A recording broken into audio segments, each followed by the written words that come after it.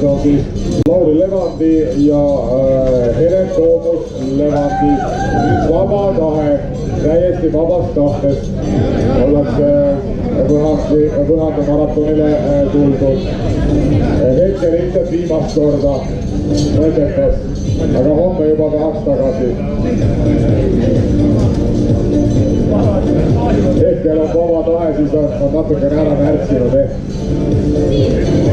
aga jõuvarude taastudes pole hullu, tuleb tagasi ja võib oodata eeldada superkompensatsiooni kindlasti.